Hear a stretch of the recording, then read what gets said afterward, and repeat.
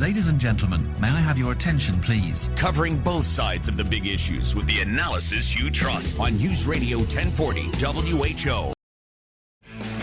We've talked about this on our show that if you're going to be a leader in the office of millennial employees or Gen Z employees, they require a different leadership style than previous generations. Now, what you do have in a lot of offices is boomer bosses, and they're just still trying to figure this out. So let's talk about how to lead millennial and Gen Z employees with a leadership expert who speaks to companies from coast to coast.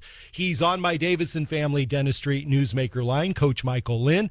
And Coach, let's talk about this. What's different about leading millennials and Generation Z than maybe the generations that were before them? That's a very good question. We need to be brutally honest about this younger generation of employees, okay? First of all, not every one of them is like that.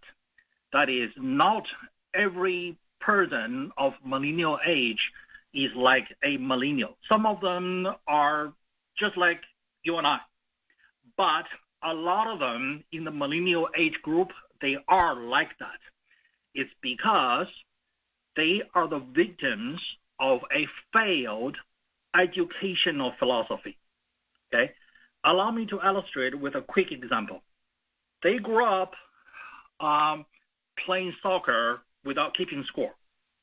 In the name of, this is going to help them with their self-esteem. No, it does not. All it did was to help to protect their fragile little big ego while robbing their chances of developing their true self-esteem and developing their true maturity. So as a result, okay, they are 30 years old now, 35 years old now, okay, they lack maturity. They have a huge fragile ego. They have super low self-esteem, and they are attention-seeking, and they crave external validation, and then they crave approval from others. And most of all, they're actually craving someone to teach them the wisdom about life. So be that wise teacher. Don't insult your students. Just teach them, listen to them, let them confide in you, tell you their frustrations and their concerns, and listen and make them feel good about telling you their secrets, their aspirations. And then you find out what they are confused about, and then you expand their mind, and then you stretch their mind.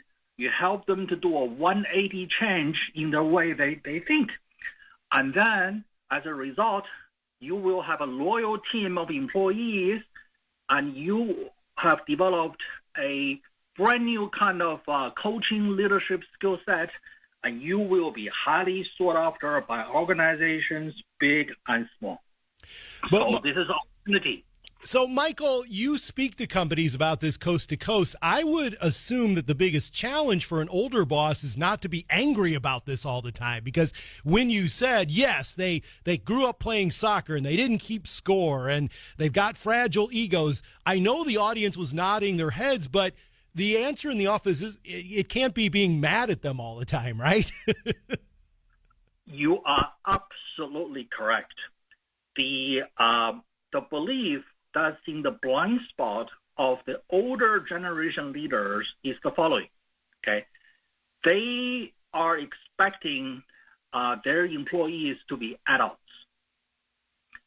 emotionally mature, and can take directions, can take a blunt feedback.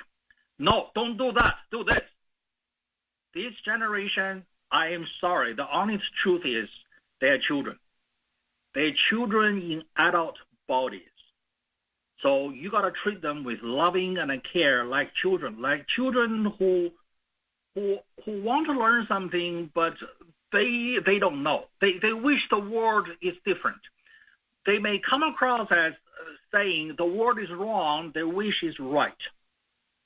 So you really have to as a older generation leader, in addition to being the boss, being the manager, telling them what to do, what needs to be done, you also have to be the educator, the teacher, the loving teacher.